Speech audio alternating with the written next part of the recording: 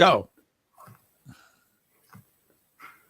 Hi, everybody. It's Zoe from Targeted Leads. I'm joined with Steve today. So we've managed to both get on and be able to hopefully provide you with some great LinkedIn and marketing lead generation advice. So today we're going to be talking about profile and how to optimize your profile in terms of lead generation, because most people actually leave it as it was originally built for, which was its main purpose, recruitment. So they tend to build it like a CV or resume, which is great if you're looking for a job, but not so much if you're actually wanting to generate leads and create new business. So we're going to talk to you a little bit how you can kind of optimize your profile in terms of lead generation. So I think probably the best place to start, which is probably pretty obvious, but when someone comes to view your profile or they do a search and you come up in the search results, the first thing that they're going to see is three things. Number one is your picture. Number two is your name. And number three is your headline. So at bare minimum, you need to get these three things right. And the first thing, obviously, is your picture, because that is the first chance you have of making a good impression. So, Steve, you got any comments on the head? Well, let's start with the picture first. On the picture. Yeah, no, just make sure you have one. Right? Oh yeah. The worst is not having a picture at all, and I mean, let's just look at some here. If I can do this right. I'm glad you're doing this. Technology doesn't like me. No. One of these. So that's a little bit better. Anyway, put this in the middle. So when we look at this, what do we see? We see these are like categories of things you could like. But now we're looking here at profiles. And all three of these people have nice pictures. And that's kind of unique. Let me just look down. Wow. Amazing. All the people who came up have good pictures, which is kind of surprising. But you want to have a picture just like that. You don't want to be doing a keg stand. You don't want to be like, at a wedding and you're cut off from everybody else in the group. It was a group shot and you cut yourself cut out. Just, take your phone, take a picture, have somebody else take a picture, and you'll be great. Like, I'm not sure. You don't want to be like me on a beach sunbathing, basically. Yeah. Well, it depends how you do it.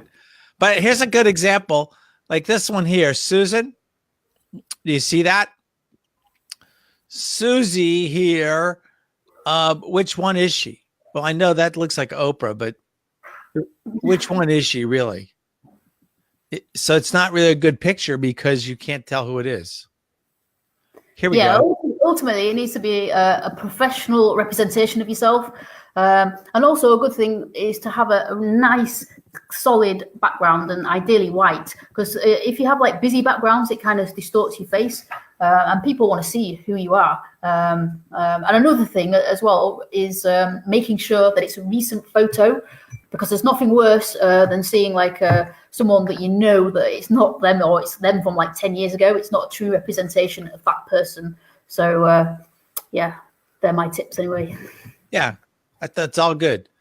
And again, what's important is that you have a profile picture. Yeah. Okay, so if we go on to the name then, there's not much really to say about the name. Your name is your name. I suppose you can change that. I guess you use your full name, no nicknames. Again, it's a professional network, so that's all I would say, really. I would use the name. That might be different than you. I would use the name that you like to be known by. Yeah. Okay, that's good. So my real name is Steven, right? But I don't use that. I use Steve because in my professional network, I want to be known as Steve. Yeah. I don't think I can shorten Zoe anymore, so we'll just keep it. Could be Z maybe. But it's like it's kind of like who you want to be known as, because the people go to look you up, especially if you're doing any kind of live networking or other networking where you meet people and they go to look you up. You want to be found by who you introduced yourself as. Yeah. You want it to be consistent. But I think the really important bit of all of this, like we said, the first three things people are going to see when they come to your profile is your picture, your name, and your headline. But the headline really, I think, is the most important section in this bit. Yeah. So go on, Steve. I'll let you go first. Yeah. So let's go back to this. Look here, if I can get it to come up. Ian, let's go to so we can look at some headlines.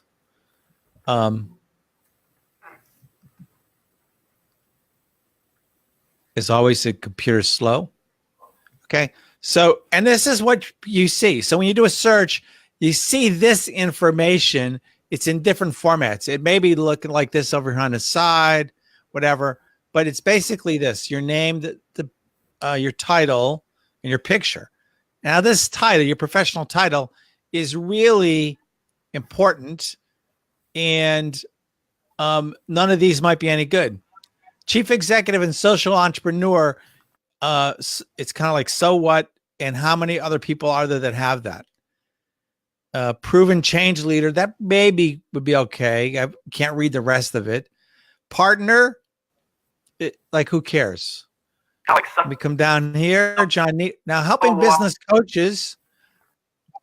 John Nemo, it's starting to say, oh, this is who should be reading my profile, right? Business coaches. Allison, again, CEO.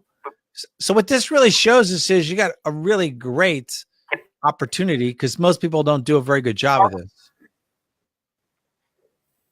What were you going to say?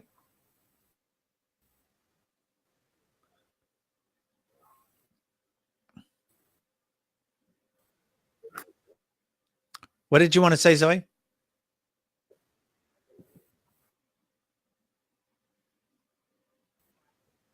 So anyways, that is really important. You want to call out to people what you do. It's not like what job do you have, it's what do you do for them, and like, who are they? So if you help, we were looking at the one who helped coaches. Hey, I help coaches find leads. That's a little bit. So can you hear me?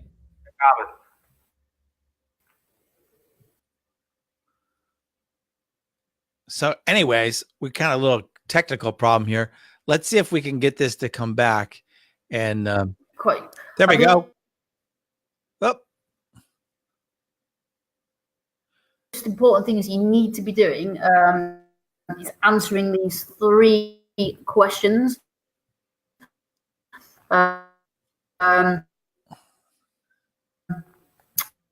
Which are, who do you help? Yeah, so you're breaking up a little bit. How do you help, and where do you help?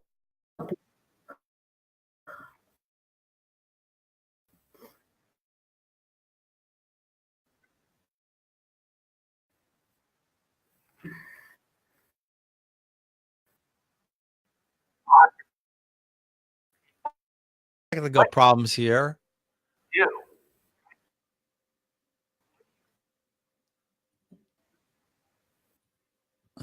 So anyways, we're experiencing some technical issues here with Zoe. There, she's back.